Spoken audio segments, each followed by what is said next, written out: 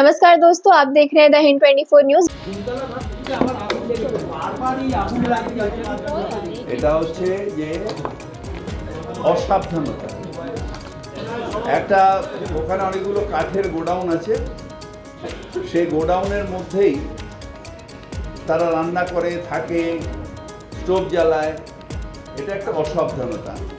সুজিত এটা দেখছে এবং যথাযথ ব্যবস্থা নেই।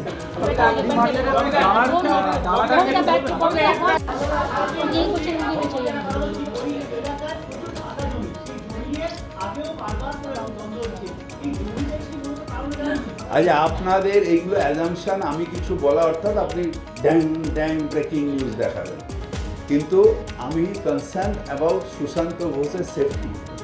আমি আপনার টিআরপি নিয়ে কনসার্ন নই, সুতরাং আমি এসব নিয়ে বলতে পারবো না। কি ফাঁকা জমি ফাঁকা আছে, কাকে যার বাড়ি সে বাড়ি করবে, এটা তো আলাদা ব্যাপার। এটার সাথে এটার কি সম্পর্ক?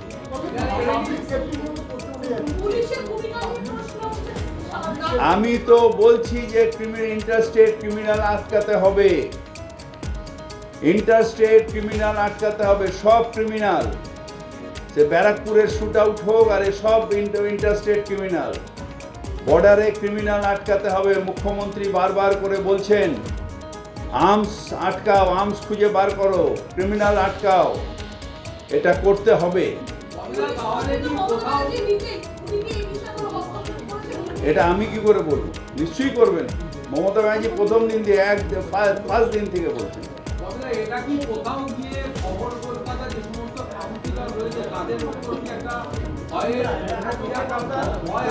আমরা আগেও বললাম, একই ডিবেট। আমরা মমতা ব্যানার্জির সৈনিক। আমরা গুলিগালায় ভয় পাই না, মৃত্যুতে ভয় পাই না, ক্রিমিনালের কাছে মাথা নত করি না।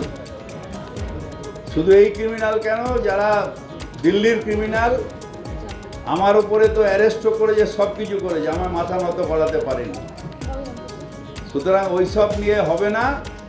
কিন্তু যেটা অন্যায় অন্যায়, সুশান্ত ঘোষের পুরো পরিবারের পাশে আমরা আছি।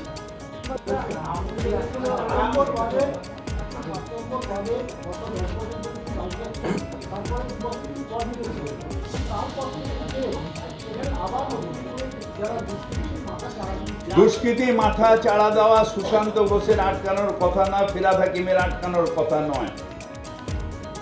এটা আটকানোর কথা পুলিশের। পুলিশকে তাই বলছি, পরিষ্কার করে আটকান।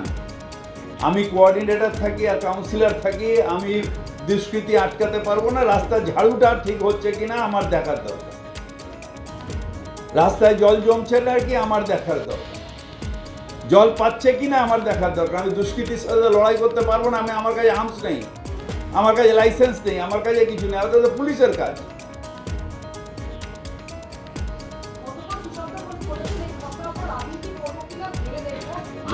ওসব ডিপ্রেশনে নিশ্চয়ই বলতে হবে। আমি ওর বউয়ের সাথেও কথা বলেছি, কাঁপছে।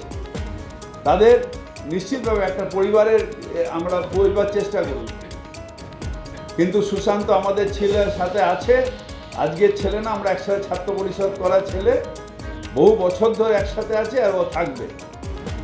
পলিটিক্যাল ছেলে ভয়ের চোটে পালিয়ে যায় না। যারা গুলি নিয়ে আসে তারা কাপুরুষ। আমরা 21শে জুলাই প্রাণ দিয়ে দাঁড়িয়ে, প্রশান্ত ঘোষের তো এর আগেও গুলি লেগেছে, পুলিশের গুলি খেয়ে মমতা ব্যানার্জি জিন্দাবাদ বলেছে। সে 21শে জুলাই গুলি খেয়েছিল, এখানটা হসপিটালে ছিল 4 মাস। সে মমতা ব্যানার্জি জিন্দাবাদ বলতে বলতে 21শে জুলাই গুলি খেয়েছিল। যুব আন্দোলনে এরা লড়াই করা ছেলে, লড়াই করে এসছে। আমরা কাপুরুষ নই, গুলি খেতে ভয় পাই না, ভয়ের চোটে থাকি না। আমরা মমতা ব্যানার্জির সৈনিক। আমরা লড়াই করতে জানি, মরতে জানি, কিন্তু অন্যায়ের প্রতিবাদ করতে জানি। কালকে বলেছি, আজকে আমি সেমটা রিপিট করছি। Enough is enough. উত্তরপ্রদেশের কালচার, বিহারের কালচার,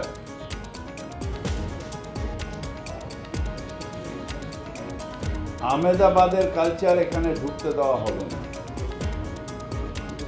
আমাদের মুখ্যমন্ত্রী মমতা বন্দ্যোপাধ্যায় বারবার বলেছেন পুলিশকে যে আর্মস উদ্ধার করো,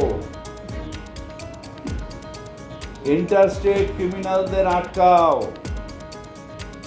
তারপরেও হাঁ করে বসে থাকা যাবে না। বাংলা ক্রিমিনালদের জায়গা নয়, বাংলার সংস্কৃতি হচ্ছে সংস্কৃতির জায়গা।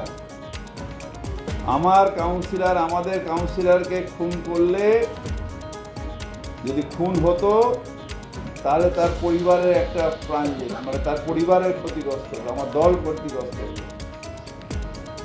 তাই পুলিশকে বলবো, অ্যাক্ট নাও, অ্যাক্ট নাও। মুখ্যমন্ত্রী বলার পরে কেন আর্মস ঢুকছে, কি করে আর্মস ঢুকছে, ইন্টেলিজেন্স কোথায়, নেটওয়ার্ক কোথায়? গুলি হয়নি, ভগবানের কৃপা, লক পেয়ে গেছিল, 9mm চালাতে পারিনি। গুলি হলে আজকের সুশান্ত ঘোষকে আমরা মালা দিতাম, ব্যাস সব শেষ হয়ে যেত। আমি যাচ্ছি একটু বাদে ওর বাড়িতে।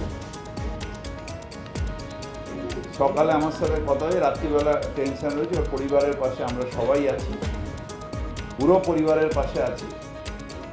এবং পুলিশকে খুঁজে বার করতে হবে উদ্দেশ্য কি, কারা করেছে, কারণ অ্যারেস্ট হয়েছে যখন, তাকে খুঁজে বার, তার সোর্স খুঁজে বার করাটা খুব দূরে। এবং প্রত্যেকটা অ্যারেস্ট আমি দেখছি। ऐसे ही तमाम खबरों के लिए जुड़े रहिए द हिंद 24 न्यूज के साथ।